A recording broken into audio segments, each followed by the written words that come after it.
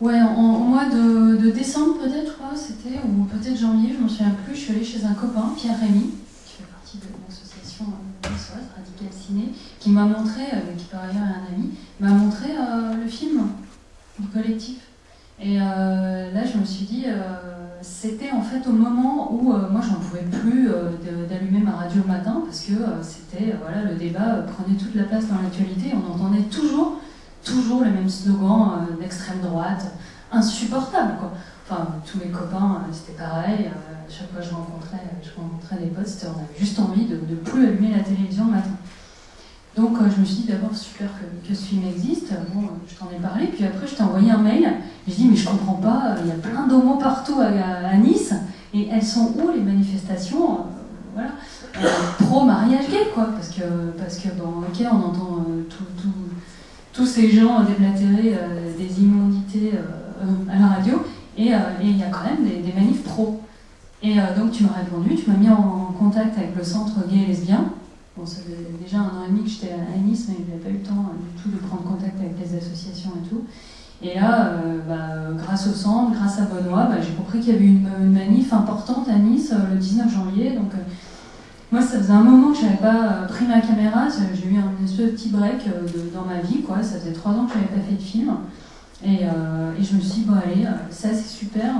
Je vais faire un film sur les manifestations pro-mariage gay, d'autant plus que j'avais l'impression que c'était une énergie, en fait, avec laquelle je pouvais communier en tant que réalisatrice, quoi. Et évidemment, dénoncer, moi des manifs, j'en ai fait plein dans ma vie, des gay pride et tout, comme nous tous. Mais là, j'avais l'impression qu'il se jouait quelque chose d'historique et de super fort, quoi. Donc ça m'a remis un petit peu le pied à l'étrier pour refaire un film. Et puis, et en même temps, voilà, quoi, dénoncer quelque chose, et puis essayer d'être porte-parole et surtout de faire un document, parce que les documentaires, par essence, c'est ça, c'est un document qui, on l'espère, vont rester un petit peu dans l'histoire, dans les archives, je ne sais lesquelles, mais voilà, c'est important de faire des documents en 2013, qu'est-ce qu'il y avait dans la rue pour nous défendre.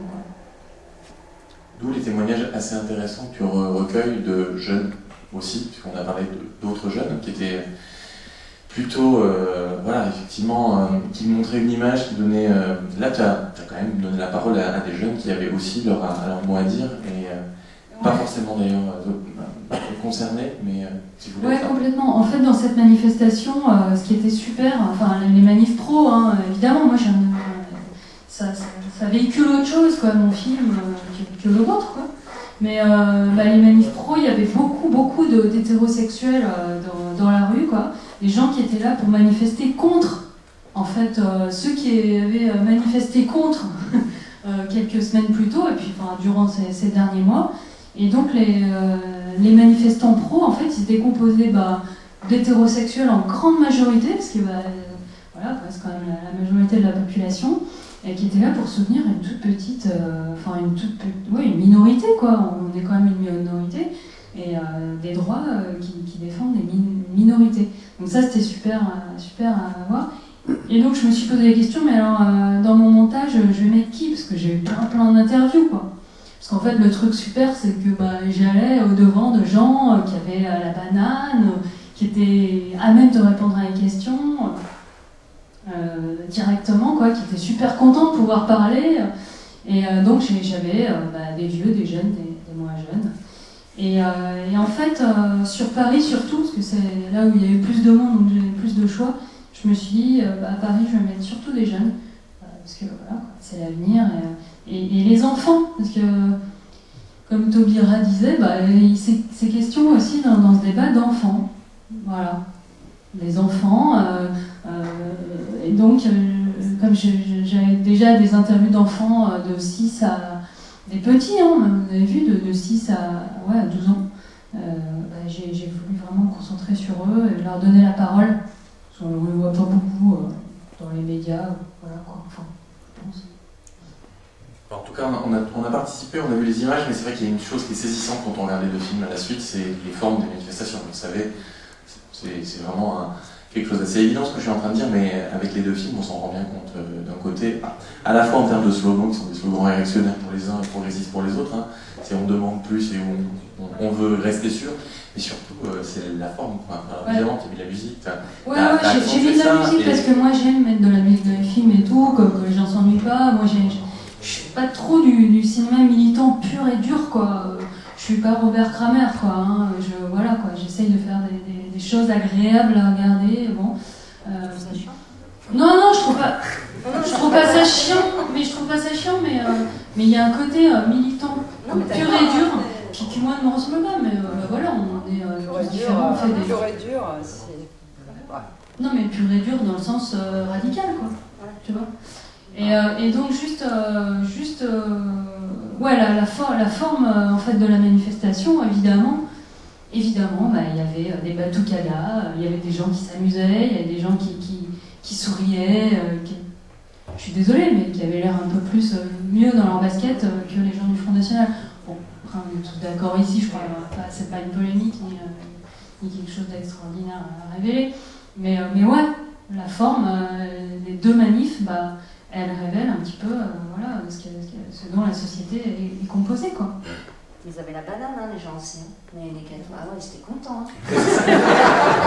C'était content d'être ensemble. Ah ouais, ils étaient contents parce qu'ils manifestent. Mais c'est la première fois qu'ils manifestent. Parce qu'ils manifestent jamais. C'est un élan collectif absolument réjouissant. Hein. Il y en a deux, trois là, c'est vrai qui a l'air bien content. Puis lui, il est content aussi, le team du Front National des élus. Ce sont des élus, quoi, je rappelle. Oui, ce sont des élus de la République, donc effectivement, avec des c'est ce que tu disais tout à l'heure, c'est très intéressant la manière dont tu laisses se déployer le discours de ces gens. C'est-à-dire que on entend effectivement parler dans une des interventions de vos le fait qu'il y a des homophiles, et puis évidemment le montage nous montre effectivement le discours de cet élu FN, donc homophile, et puis un quart d'heure de discours homophobe, sans pour autant que ça puisse lui poser des problèmes. Donc, et surtout, ça finit quand même entre les mosquées cathédrales. Il va tout seul, hein, qui pullule. C'est ce que j'avais beaucoup aimé effectivement dans le Querelle. C'est vrai que je trouve que la manière dont tu effectivement ouvres un nouveau débat dans ce film, ce qui me plaît beaucoup dans le film, c'est que là on est dans un moment où les choses sont tellement tendues qu'il y a une radicalisation entre deux camps et où on sent bien, je sais pas, je vais passer la parole après, qu'il est très difficile d'avoir une parole un peu dissidente comme la tienne, c'est-à-dire de dire voilà, moi je suis pas forcément pour, mais en même temps voilà, j'ai compris le... Je vais passer le micro. C'est pas la peine. Oui, j'ai vu. On a vu depuis hier, tu as vu quoi. Moi, une chose, je ne suis pas trop d'accord avec ce qui est dit, c'est-à-dire, d'abord, premièrement, je voudrais qu'on prenne conscience de ces jeunesses identitaires, et même s'ils ont 17 ans, ils ont une militance qui est très, très, très construite. Premièrement, quand on regarde, alors moi je ne les excuse pas du tout, je pense qu'à 17 ans ou 18 ans, moi quand j'étais dans les jeunesses marxistes, j'étais complètement responsable des lieux où je militais. Donc c'est pas parce qu'ils sont skinheads et blancs que je veux les excuser. Deuxièmement, ils sont non seulement construits politiquement, mais organisés. C'est-à-dire que quand vous regardez actuellement ceux qui ont entre 17 et 20 ans chez les jeunesses identitaires, notamment le GUD, ils appellent à la ratonnade homosexuelle dès les prochaines Gay Pride. Pour illustrer ces ratonnades homosexuelles, ça s'est fait à Nancy, vous avez un pavillon où on voit effectivement un homme tabasser un homme en rose par terre et le mettre ensemble. Donc moi, Gabou, j'appelle ça être pleinement responsable. Je ne veux pas les déresponsabiliser. Et moi, je ne les ai pas déresponsabilisés. Non. Je t'ai juste dit que pour moi, c'est effectivement de voir des têtes de gamins devant moi prôner des choses alors qu'ils sont tous à moitié plus chauds et de dire à fond le mariage. Non, mais attends, tu les as vus en face de moi, t'as bien vu. Ils étaient mal en même temps, tu vois ce que je veux dire. Je sais pas s'ils sont construits, certainement qu'ils sont construits. Bien sûr, mais en tout cas, ils se sont fait construire, se sont fait bien manger la cervelle, mais ça n'excuse rien. Moi, je te dis juste mon ressenti, comme ça, en tant que réa, au moment où ça m'arrive. Après, je ne te pose pas ma réflexion, tu la connais de la façon. Oui. Non, ce que je veux dire, c'est que j'avais du mal à entendre, quand j'avais 16 ans et que j'étais engagé dans les politiques marxistes, antiracistes, etc., qu'on me dise « Oh, ben, il n'est pas construit politiquement, il est jeune. » Non, j'étais très, quand j'arrive dans les manifs à 16-17 ans, et ils sont hautement responsables de leurs actes, et il faut le leur dire. Preuve en est, c'est qu'ils appellent actuellement au ratonnade homosexuel. Ils ont entre 16 et 25 ans. Après, quand vous dites effectivement, j'étais pas tellement pour descendre dans la rue, j'avais surtout peur de me retrouver avec le milieu LGBT dont je crains les politiques actuelles. C'est-à-dire qu'il y a des grands absents dans ces films qui revendiquent également la parenté, ce sont les transsexuels, qui sont littéralement absents de ces films-là. Et la transparentalité est quelque chose d'énorme. Il faut savoir qu'actuellement, les transsexuels en France et en Europe sont stérilisés pour ne pas avoir des enfants avec un protocole psychiatrique. Donc c'est là où je pose la question, quand est-ce que les politiques LGBT, quand est-ce que nous, en tant que PD et Green, allons créer des intersections avec ces autres minorités qui n'ont aucun droit pour l'instant? Donc je ne suis pas satisfait de ce que j'entends et de ce que je vois, non. Non. C'était peut-être pas dans le film, mais lors de la manifestation de Nice, on avait rajouté ce thème-là. Pour les trans, on demandait le droit aux trans de pouvoir changer de genre sans être opéré. C'est pas changer de genre. Et sans être plus qu'opéré, c'est stérilisé. Voilà. C'est ça le problème. Mais après, il faut nommer la chose telle qu'elle est, c'est-à-dire oui, actuellement à la transparentalité. J'ai pas envie de me battre moi en tant que PD simplement pour l'homoparentalité ou la lesboparentalité. J'ai envie de me battre pour la transparentalité, les intersexes également, toutes ces minorités qui n'ont en France, sur le territoire français actuellement, aucun droit. La diversité des parentalités, on est d'accord là-dessus. Effectivement, sont pas. Bon, puis on a laissé la parole à la salle, peut-être qu'il y a des questions, en tout cas pour les réalisatrices qui sont présentes. N'hésitez pas. Moi, je suis quand même assez impressionné parce que vous êtes allé contre la nature, contre la religion et contre le dictionnaire. C'est important le dictionnaire. Je pense qu'on ne s'attendait pas à ça, et c'est vrai que de se dire que le dictionnaire peut être une arme, peut être un argument des anti-mariages, effectivement, pour nous faire comprendre à quel point nous sommes en train de faire bouger les lignes avec cette... Donc moi, je trouve que votre film, et c'est très étrange, et on l'a entendu dans la salle, dans ton film, on arrive, mais effectivement, on arrive bon cœur sur des jeunes enfants. Une parole d'enfant qui est une parole assez innocente. Dans votre film, hélas, on rit de bon cœur sur des choses qui sont absolument pas drôles. Votre film, il est comique, mais c'est du comique involontaire. Ces gens-là ne se rendent absolument pas compte à quel point... Et je trouve qu'il est remarquable en ça, dans la mesure où il y a eu comme ça, captation de parole, alors de ce stratagème, du fait que tu t'es retrouvé finalement intégré dans une manif alors que tu n'y étais pas, mais c'est assez impressionnant de voir que quand ils sont entre eux, eh bien la parole qui est plutôt polissée, parce qu'elle a été très très polissée cette parole, et on l'a vu dès le départ. Vous parliez des manifestations, avec les fameux oiseaux là. Nous, on était à Nice, la toute première de manifestation, et c'est vrai qu'il y avait déjà des responsables de communication qui venaient nous voir et qui nous parlaient, et qui faisaient barrière entre nous et on va dire d'éventuels manifestants qui pouvaient déborder. Donc, mais on était il y a 6 mois. Maintenant, on se rend compte que dans les rues, des homosexuels se font tabasser, et vont continuer, à mon avis, à se faire tabasser, et puis par ailleurs, essayent de menacer tout ça. Des questions ?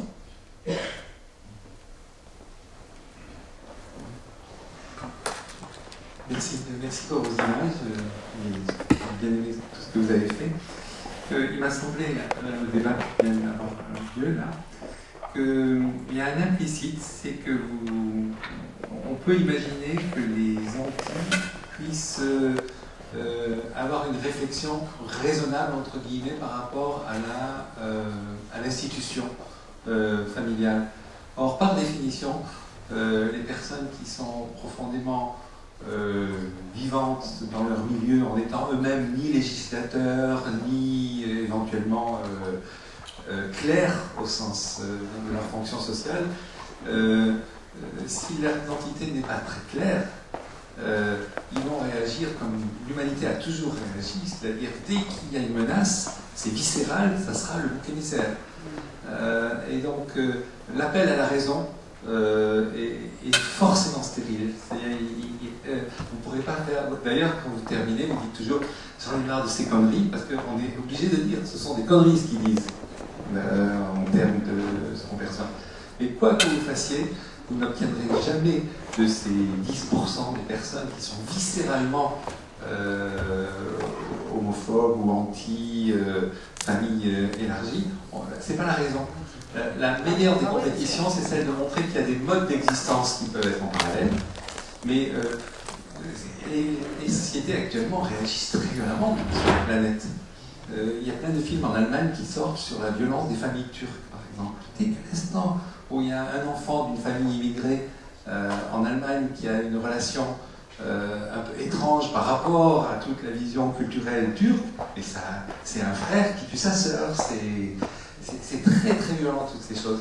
Donc ce que je veux dire, c'est que l'implicite, pour moi, qu'on pourrait faire appel à la raison pour dire arrêtez vos conneries, pour moi, c'est pas possible. Le meilleur des exemples, ce serait de montrer qu'il y a des alter-comportements, que ça peut fonctionner, que nous ne sommes plus en tribu, nous ne sommes plus en clan, nous ne sommes plus dans tout ça, et que des vies différentes sont désormais compatibles avec notre système. Et donc, la grande victoire actuelle, c'est que l'institution, nos législateurs, les élections ont lieu pour ça, autorisent désormais, on a une majorité, que ce soit au Sénat, que ce soit au Parlement, c'est à eux de jouer leur rôle.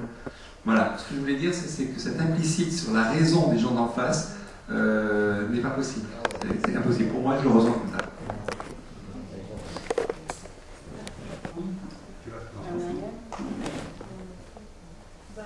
Moi aussi, ça va aller. J'ai la testostérone un peu quand même. Non, mais même sur le testostérone, je travaille sa voix. Non, mais je suis vraiment d'accord avec vous. Mais en même temps, moi, je me rappelle que. Enfin, moi, j'avais vu au départ de tout ça, parce qu'on était un petit coup, parce qu'il y a quand même eu d'autres contre-manifestants dans la rue de Marseille, mais tout le monde était un peu éclaté, on ne s'était pas vraiment organisé comme d'habitude, on peut s'organiser politiquement parce que par rapport à ça, il y avait moins d'organisation, à part une manif qui était appelée vers le Vieux-Port, mais moi, je ne voulais pas aller tout seul vers le Vieux-Port. Mais moi, je me rappelle qu'un déclencheur, c'était que j'avais vu sur Internet une petite manif à 100 personnes de Christine Boutin. Et je m'étais dit, c'est vrai que c'est débile, c'est vrai que je peux en rire, je peux trouver ça incroyable, tout ça. En même temps, je me dis, tiens, mais c'est quand même dans la rue. Et je me disais, c'est vrai que les meilleures façons, c'est de répondre par ce qu'on vit. Mais ça ne suffit pas ce qu'on vit, parce qu'avant, il y en a qui vivaient, mais ils le vivaient caché. Donc, ok, maintenant, on peut vivre un peu plus dehors, donc on se sent peut-être plus fort. Mais je disais quand même, tous ces gens qui prennent la place publique, ok, ils ont le droit, ils ont déposé leur manifestation, hein, ils ont pris leur droit. Je disais, mais moi, en tout cas, c'est ma rue aussi, donc il faut y aller, il faut y aller. Au départ, c'était ça qu'on pensait, aller, pas forcément pour les chasser, etc., mais pour être devant eux, une autre garde, pour dire, bah voilà, on est là, nous, on est préparé des pancartes, etc. Alors, ils sont là, bah nous, on est là. Et je trouve que c'est quand même important, parce que par rapport à ça, ce qui, comme véhicule dans la vie, c'est les médias qui font voir aux autres, hein, donc... Et donc, je me disais, ben oui, mais il faut quand même d'autres paroles. C'est pas que vivre nos modes de vie, parce que ça peut se faire dans notre logique, comme dit l'autre, mais c'est des paroles. Et moi, je trouve que quand même, par rapport à plein de choses, que ce soit les problèmes des immigrés, les sans-papiers, le racisme, etc., l'homophobie, le transphobie, tout ce qu'on veut de phobie, ben, c'est manque de parole quand même. Comme si on n'osait plus prendre la parole, ou alors on y va spontanément et on s'en fout, prendre la parole aussi, nous aussi on peut être dans la rue, ou parler, quoi, parce que quand même... à force de dire, bon, c'est bon, oh, ils sont ridicules, mais du coup, si c'est eux, si on voit qu'eux, et c'était un peu, moi, les peurs qu'on a trouvées, hein. Moi, je me suis dit, quand ça grossissait, c'était, il n'y a que qu'on va entendre. Alors, peut-être qu'il y a 50% qui les trouvent ridicules et ils sont 30% dans la rue, mais du coup, s'il n'y a que 30% dans la rue, les autres ne parlent pas, ben, finalement, la majorité silencieuse, ça peut être dangereux, on sait dans l'histoire. Alors, donc, je trouvais que quand même, des fois, il faut reprendre la parole publique et aller... on s'énerve, on s'en fout, on dit peut-être aussi des fois des trucs parce que ça énerve, mais il faut oser le prendre, c'est pas que nos modes de vie, le bulletin, le vote, indirectement. Je crois qu'il faut aussi reparler. Et, par exemple, par rapport à des tas de conneries qu'on entend, parce que moi je suis d'accord, c'est hyper irrationnel. Peut-être que j'ai tort, peut-être qu'ils ont raison à ce compte-là, hein, on pourrait dire. Mais alors, parce qu'il faut que dire un point c'est tout. Donc, c'est un ordre figé, un point c'est tout. Bon, ben moi, mais bon, des centaines d'autres, dire, ben un point c'est tout, c'est pas que comme ça, puis un point c'est tout, c'est pas que comme ça. Et à partir de ça, effectivement, hein, on pourra alors dire, parce que là, vous voyez, tous les gens ce qu'ils disent, ça paraît quand même assez ridicule. On pourrait se dire que quand même au niveau de la réflexion, il y a plus que ça. Mais en même temps, ils sont là-dedans, alors il faut aussi aller bousculer le un point c'est tout, quoi. Après, on a rien d'autre. Depuis janvier, si on observe ce qui s'est passé jusqu'à le week-end dernier, le raisonnement est encore plus fort, là, actuellement. Oui. C'est irréductible. Je voulais... Je voulais juste dire, je suis d'accord avec ce que tu dis, complètement d'accord, quoi. Mais il faut quand même voilà, quoi, garder à l'esprit que c'est plus facile de descendre dans la rue pour dire ouais, je suis contre quelque chose. On sait très bien, on savait très bien que cette loi elle allait passer, elle allait être votée et tout, même si ça allait être difficile. Moins long que le Pax pour d'autres raisons. Mais faut garder à l'esprit qu'il y a plus de gens qui descendent dans la rue pour revendiquer, pour protester, que de gens qui descendent dans la rue pour dire on est ok avec la prochaine loi qui va passer, quoi. J'avais une question à te poser sur le texte que tu lis à la fin du film, en fait, la destination de ce texte. Non, je t'en prie. Non, vas-y. Comme ça, tu répondras aussi. Ouais, comme ça, voilà. Voilà. Quel est devenu le texte? Quelle est l'histoire, hein? La suite dans ce texte? L'histoire, moi, c'est que le matin, en fait, j'ai regardé les roches, parce que donc, c'était bien, ensemble et tout.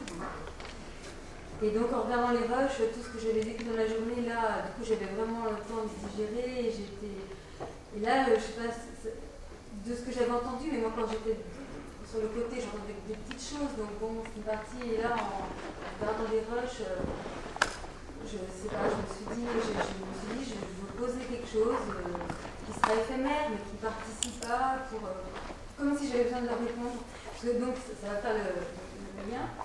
Moi, j'ai pas eu l'impression d'y aller que pour défendre une loi. Je pense que cette loi, avec une égalité, est importante. Elle fait partie de tous les mouvements où il y a des droits pour des égalités. Il y en a encore d'autres, etc. Ça en fait partie. Mais moi, j'ai envie d'y aller parce que je trouve ça insupportable ce que j'entends. Enfin, c'est vraiment. Donc, j'ai presque envie à chaque fois de répondre à tout ce que j'entends, qui peut être divers. Et le mariage, c'est peut-être prétexte en tout ça, mais ce qui m'intéresse, c'est 50% de gens qui pensent ça, quoi. Et ça m'intéresse. À plein de niveaux, quoi, de tout ce qu'on entend de leurs slogans. Et donc ce texte, moi j'étais plus focalisée, en plus parce qu'on voyait beaucoup ces alliances du religieux chrétien. Hein. Donc là, on a quand même. Tout ça, pour moi, c'est pas fini, parce qu'on sait bien qu'il y a plus de 50% de la population qui est fondamentalement ancrée sur non, pas plus, chrétienne. Non. Ça, c'est grave, quoi. C'est les fondements, quoi. C'est les fondements d'une civilisation, il le dit, hein. C'est un combat de civilisation. Tu veux dire quoi, 50%, mais je ne comprends pas ça. Je sais pas, il y a bien au moins 50% des Français là qui sont convaincus que papa et maman, c'est bon pour un enfant, que c'est l'ordre de la nature. Enfin, ça c'est sûr, j'ai un enfant. Donc pour moi, c'est un peu tout ça. Voilà. Quand je vais faire rapide, je vais rappeler simplement que ces droits que nous revendiquons, c'est effectivement pour faire partie déjà du genre commun, qu'il y a encore des personnes qui ne rentrent pas dans le cadre du genre commun. Et attention avec ces lois qui vont être votées, de ne pas tomber dans la politique intégrationniste et assimilationniste. Je crois que c'est un danger qu'on se doit de souligner. Le même danger qui a été effectivement celui pour les immigrés, et notamment pour les citoyens noirs des États-Unis lorsqu'ils se sont battus pour les droits civiques. Le problème, ça a été l'intégrationnisme et l'assimilationnisme. Vraiment réfléchir, nous, en tant que culture LGBTQI, est-ce que nous voulons l'assimilationnisme ou l'intégrationnisme? Et ça, c'est une question qu'il va falloir non pas éluder, mais se poser. Et je peux belle question, on ne répondra pas. Si je peux juste peut-être poser la dernière question le groupe. On a vu des films on a vu des films des années 70. On a tous une connaissance historique de cette période, la création du phare, mais enfin en tout cas pour ma part, vous aussi, c'est une connaissance assez livresque, théorique, et effectivement, on rencontre de temps en temps Lionel, des acteurs qui ont vécu ça et qui nous le racontent et qui nous le rendent un petit peu plus, enfin qui nous l'incarnent un petit peu plus. Est-ce que vous avez conscience, vous, là, d'avoir posé quelques pierres et d'avoir vécu quelque chose un peu semblable, peut-être pas semblable, je sais pas, mais enfin en tout cas, oui, c'est une question, je pense, importante. Parce que, effectivement, si on a besoin de sortir de chez soi, de prendre sa caméra en allant manifester, il y a des gens qui manifestent sans caméra, d'autres qui manifestent avec caméra, c'est ce que vous avez fait. Voilà, est-ce qu'on a aussi conscience peut-être qu'on est en train de vivre quelque chose qui ressemble un petit peu à tout ça, et on se dit, dans 20, 30, 40 ans, on pourra être ceux qui raconteront ces moments-là, qui ont été des moments qui ont bougé les lignes un petit peu. Chacun dans votre vécu. Non, vas-y, Bah ouais, clairement. Non, clairement, et puis moi je suis née en 70, quoi, en 1970. Et je me souviens très bien dans ma famille ils montraient du doigt les homosexuels, mais pas seulement les homosexuels, hein, les noirs aussi. Et moi je pense que tout ça a bougé quand même. Moi aujourd'hui j'arrive à discuter avec mes parents de mon homosexualité, du fait que je vis avec quelqu'un, que j'envisage ma vie de manière différente. J'envisage maintenant, enfin je leur en parle maintenant, je veux dire. Et je pense que franchement j'aurais pas pu le faire avant. Et je pense que 40 ans, effectivement, il y a des choses qui n'ont pas bougé, il y a des insultes qui n'ont pas bougé, mais qui ne bougeront jamais. Mais que peut-être que, les homosexuels ne seront jamais considérés comme des gens normaux. Hein. mais bon, quand même, moi j'ai l'impression que, on fait partie d'une époque qui contribue à poser des jalons, hein, comme tu dis.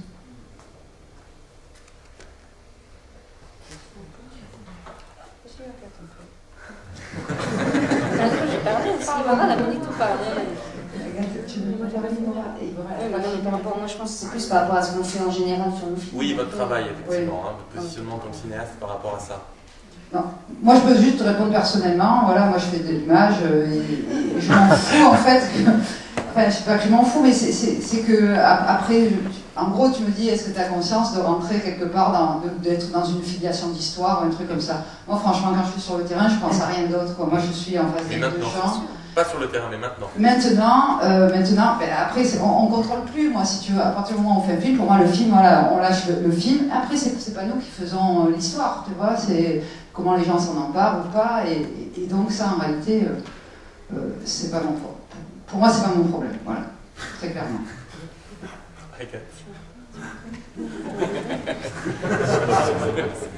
Non, mais je sais pas en fait. Ouais, pareil. Non, mais dans le sens où oui, on essaie. Non, mais par contre, c'est vrai qu'on est dans une démarche de quand on fait nos films courts, parce qu'on fait des films variés, plutôt documentaires, de terrain jusqu'à maintenant, mais on a d'autres projets. Mais donc on fait aussi beaucoup de films courts qu'on appelle des films cactus en fait, enfin d'actu mais qui piquent. Et donc voilà, donc comme Ecce Homo, mais on a pu faire d'autres films sur d'autres sujets. Et oui, on a envie de capter l'actualité à un certain moment.